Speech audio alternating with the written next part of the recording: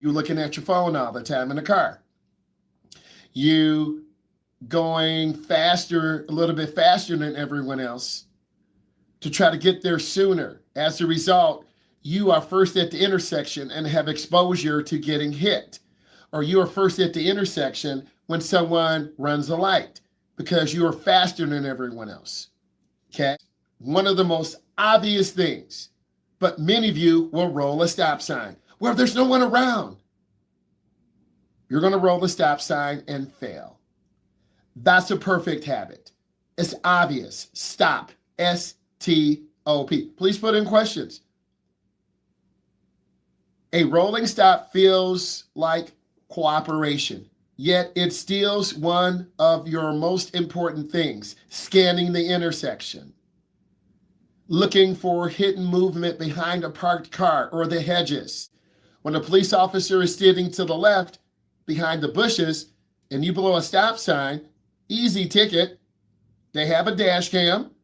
They saw you run the stop sign. What can you say? Nothing. And then your parents' insurance goes up. Please put in more questions.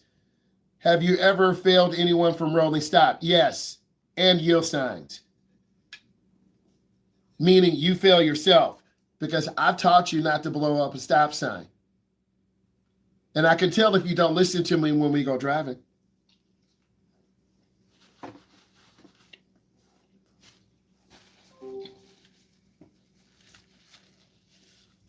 Basically, you fail yourself because you don't listen. You ever get points off in your license? Yes. It's called a civil infraction. Let's use a high school example.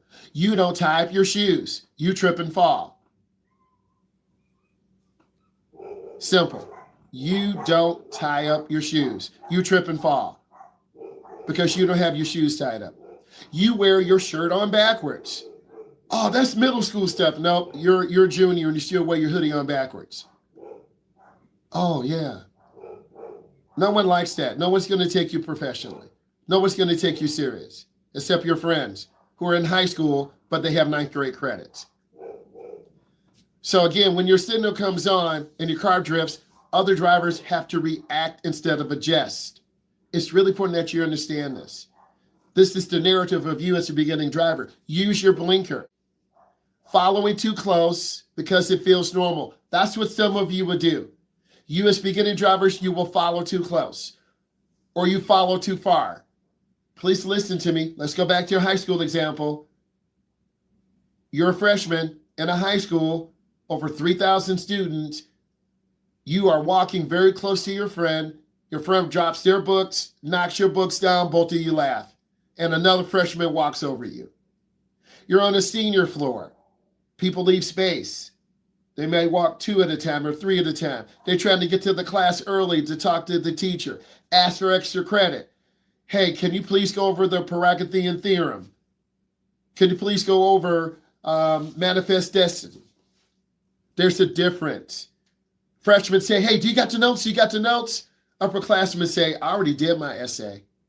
I'm going to stay after for additional support. There's a difference. Juniors and seniors know how to park. Sophomores don't know how to park. Juniors and seniors will park in the middle or at the end. They're going to come early, have a little study session. You're going to come late or just before the class starts. Ask questions. So tailgating becomes invisible when everyone else is doing it. Let's keep going. When stopped at a light and there is an entrance to a parking lot, do we stay back? You do not want to block the entrance. It's a courtesy. You don't really want to block the entrance. You got to learn rules and regulations, facts. Okay, hovering in someone's blind spot. Okay, this is a great picture. Driving is a privilege and not a right. Hovering in someone's blind spot. This is what you would do as beginning drivers. Sitting in a blind spot is like standing in one dark corner of the room and expecting everyone to notice you anywhere. They don't. A small change in speed makes you either clearly ahead or clearly behind, which keeps the lanes changes from turning into near misses. This is what you would do because your generation grew up with phones. 3rd grade, 4th grade, 5th grade. Type in what year you got your phone, what grade you were in. Type it in. Tell the truth. Don't lie. When did you get your phone? Type it in. When did you get your first phone? Don't lie. When did you get your first phone? I see 4th grade, 5th grade, high school, 7th grade, 4th grade, 5th grade, 5th grade, 4th grade, 8th grade. So as a result, phones have gotten smarter today. There are apps that can take your blood pressure. They can keep track of your steps. It is a mini computer. The phones are tracking us. Your parents can put a tracker on the phone. You love your phone.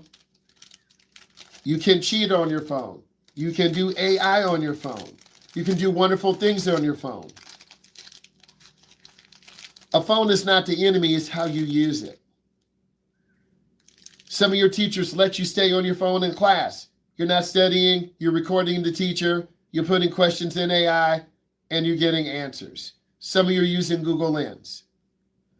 So let's talk about this. The phone comes out because the car isn't moving, yet your attention still leaves the road.